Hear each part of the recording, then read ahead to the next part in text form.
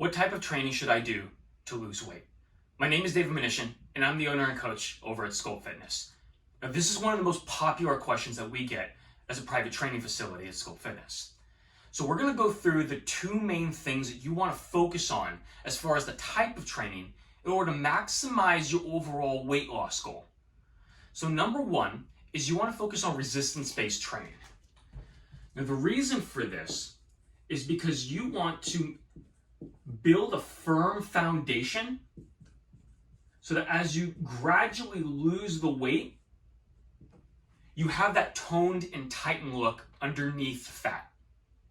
You also want to do resistance-based training because it's going to build a muscular foundation, a firm foundation that you can do lifts effectively and safely and gradually increase the weights and gradually increase the intensity as your muscular structure strengthens.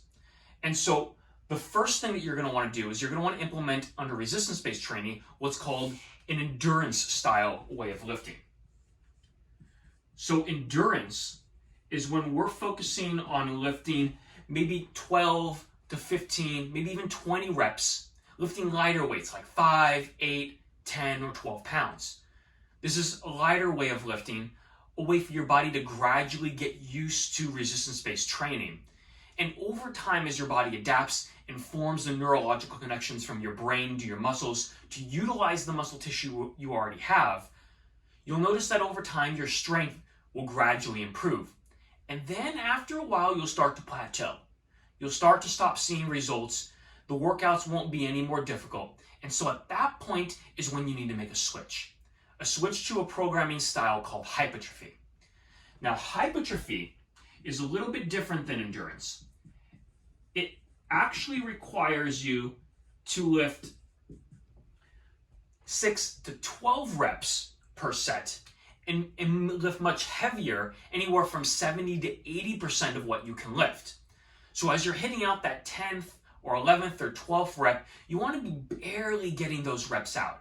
You want to make it so that it's very difficult, that you're struggling to get those last few in, to push your body to the next level, to push it past the plateau that you've been stuck at, so you can continue to make steady progress by breaking down the muscle and allowing your body to go through the recovery process of rebuilding it. And as you do this style of lifting, you will actually build more lean muscle mass to achieve that tone and tightened look that you're trying to get. And so if you never pass the endurance-based phase to get to hypertrophy, then you're not going to have that tone and tightened look and build that lean muscle tissue like you most likely want after your weight loss. Now, weight loss is literally calories in, calories out. You could just do resistance-based training and lose all the weight and look great. However, it is more effective to integrate cardio into the program so that you can lose that fat more specifically over time and burn more calories. And so you can integrate it a couple different ways. So my two favorite ways are what I'm going to recommend right now. Number one, being either doing a compound or superset. Now, both of these are two ways of just doing one exercise after another.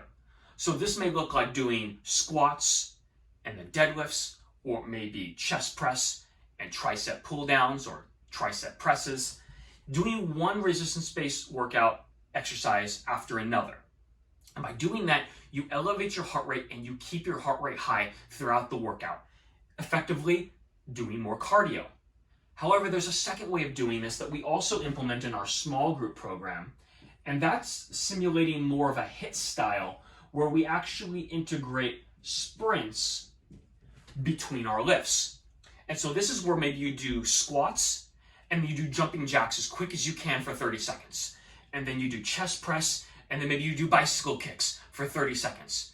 Effectively, again, raising your heart rate as high as you can within an allotted amount of time to maximize the amount of cardio you're getting in without sacrificing too much on the actual resistance-based training that we want to build the core of our program.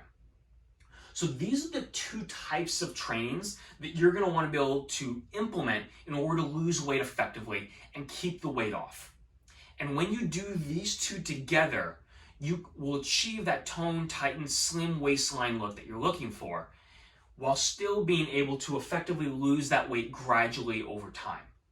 So if you have any questions about these two methods or how to implement them appropriately, or if you have any injuries or things that are holding you back from maybe doing some of the basic movements that you should be focusing on, then put those in the comments below or send us an email. We're more than happy to help you out and see how we can possibly even create a program that's just right for you.